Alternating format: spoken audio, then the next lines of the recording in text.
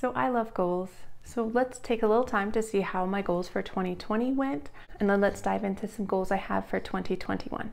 Mostly book goals. So hi, my name is Angie. Welcome to my channel, or welcome back to my channel.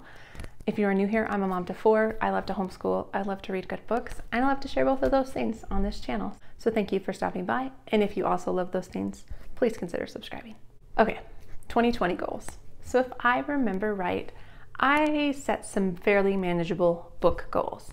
And I didn't set these until about July because I had started this channel in January. And I just wanted to get my feet under me and make sure things were still going well before I set a bunch of book goals. But I've been loving this channel and I've been really enjoying reading and discussing books with all of you. So I am going to set some new goals. But first, let's see what I had for 2020. So the first one was that I wanted to read at least 4 books a month. And mind you, that's not very impressive by some booktubers' standards, but it is for me. It's perfect for me because I'm homeschooling, I've got small kids, I love to read, but I just can't read a ton. And so I would say this actually went really well. I looked back on July through today, and most months I had about 4 books, except for November, and I had 0 books. 0 books in November, but that's only because we moved and it was just crazy and stressful and we were up late nights packing or unpacking. Let's move on then to my second goal. And that goal was to read new authors in different genres. And I'd say on the whole, I did really good on new authors. There definitely was some of my favorite authors that got in there. So I read another Kristen Hanna book. I read a Riley Sager book. I read a Susan Meisner book. But other than that, I read a lot of other new authors that were really good. As for genres, I did pretty good. I mean, I tend to read a lot of historical fiction, which a lot of you know that, and some mystery, some nonfiction, thrillers, things like that. And so I looked through the books I read, and I had a couple on there that were different. Like I read a horror book. I read The Southern Book Club's Guide to Slaying Vampires. Right, that one. I don't like being scared, and it was a well-written book, but it had some really scary parts, I thought. But maybe I'm just a wuss.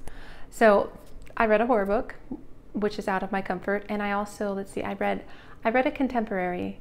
I read Anxious People by Frederick Bachmann, which I really liked. I definitely don't gravitate towards contemporary. I'm not sure why. I like the idea behind a lot of the storylines, but I feel like I just like historical fiction a little bit better.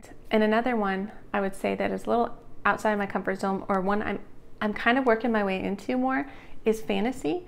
And so like I've talked about, I loved the Bear and the Nightingale series.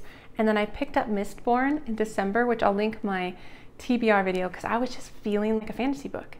I don't know why. I think I like being drawn into different worlds, and it just sounded fun.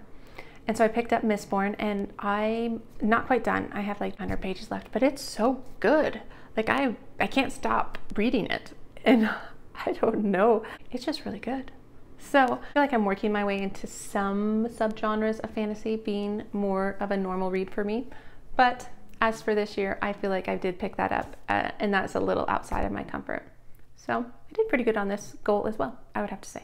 As for my third goal, I wrote I wanted to read off of my lists. So early last year, I put together a whole series on spring through the genres, I called it, where I pulled out all my favorite genres and then I had lists of the books I wanted to read.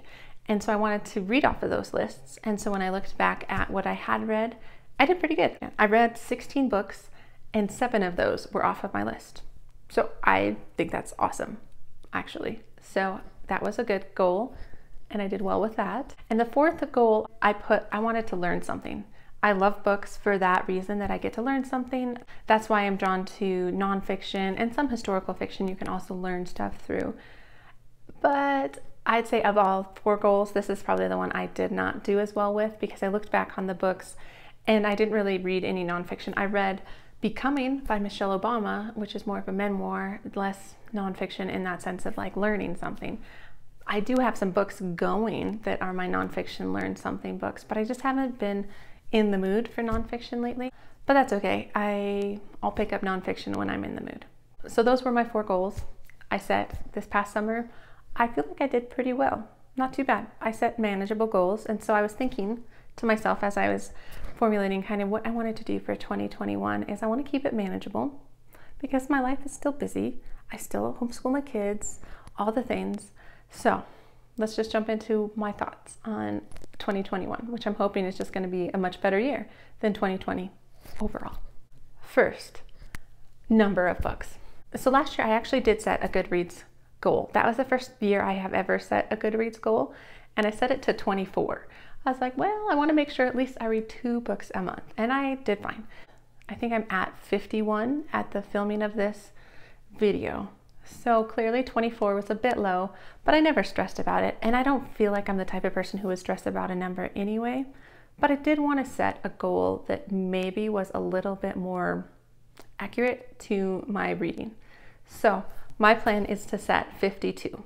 I think that's like a book a week, which is kind of segues a bit with like 4 books a month. So we'll see how I do on that. I feel like that's attainable, maybe a little bit of a stretch, but nothing too crazy.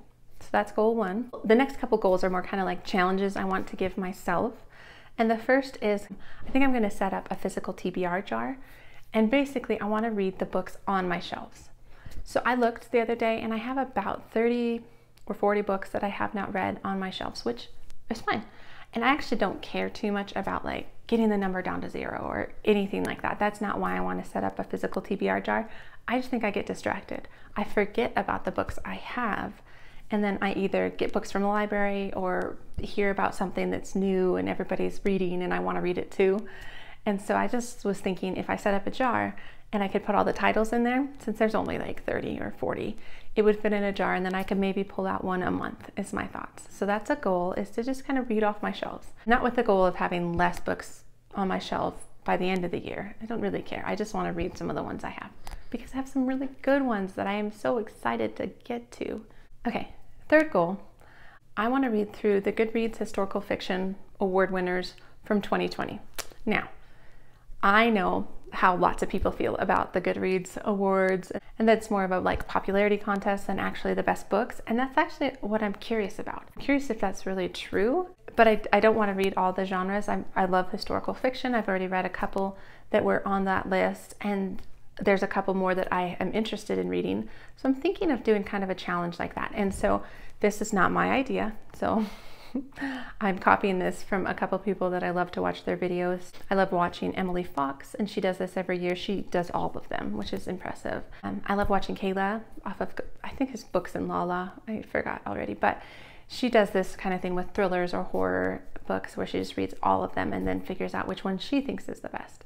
And I thought that would be really fun, since I'm already prone to reading that category of historical fiction. I was like curious if that is true. And so I'm kind of setting up a bit of an experiment for myself, if you will.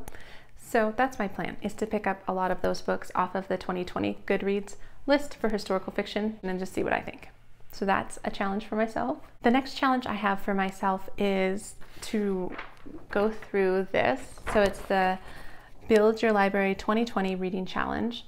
And so this is put together by Emily Cook over at ARG Schooling. She's the creator of one of the main curriculums we use for our homeschool, and I just love her personality. I love her choice of books and all the things for kids. And so she does these challenges, these reading challenges for all the different people on her channel, and a lot of them are like me, are moms who use her curriculum. And so it's really fun. And I tried last year, but 2020 just was not a good year for reading challenges, if you will.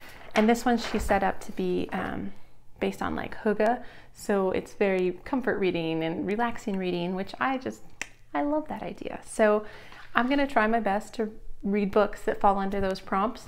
Again, I'm not gonna stress myself out about it, but I feel like it's pretty attainable, especially with about how many books I'm planning on reading this year anyway. So a shout out to her, and I'll link all her stuff below if you're curious about checking out her channel. She talks a lot about homeschooling and BookTube, so she's a very similar channel to me. The next goal has a little bit more to do with BookTube and this channel, how I'm using this channel to share my love of reading and just discuss books. So a loose goal I want to set for myself in this channel is I would love to either host or help out like a readathon of some sort. I'm not sure which one, but they always just look like so much fun and so enjoyable to be a part of running a readathon. So I'm thinking I would like to do that sometime in 2021. And the other thing I want to do more for this channel is I want to do more buddy reads. I haven't done that a ton, It's just because partly I don't know exactly how to do it, but I'm sure it's not that hard. So if any of you are interested in doing more buddy reads, please reach out to me, especially on my TBR videos. If there's a book that you also have that you want to read, let me know and we'll just buddy read. And I just want to kind of get into that more because I want to do more one-on-one discussing, not so much me discussing to a camera. Those are kind of my booktube loose goals, if you will. So I think that was number 5. Number 6, and the last one, is I want to keep reading books that I'm really, really excited about. I mean, I love challenges. I love reading recommendations from you guys. I find myself often getting pulled into the excitement on BookTube of different books that everybody's reading. And I love doing that. And so I want to participate in that, but I don't want to forget all the books that I already am super excited about that really have nothing to do with BookTube or different readathons or whatever, but I just want to read them. So I want to make sure I just don't get too caught up in all of those things that I forget to read the books that I just am most excited about. So that's my 6th and final goal, and I think that one's hopefully attainable. But as for all 6 of these goals, I guess we will see come the end of the year how I do, how it goes. But those are my thoughts and my goals, and I get very excited this time of year just planning and contemplating the next year. So I would love to hear your goals, especially your book goals. How many books do you want to read? Are there any series you want to pick up? Anything you want to finish? All of those things. Just please share below because I just love hearing kind of what is driving people. What are their goals? And so otherwise, that is the end of this video. But thank you for stopping by. And please consider liking the video and subscribing to the channel if you aren't already subscribed. And yeah, I will see you in the next book video. So have a wonderful, wonderful day. All right, take care. Bye.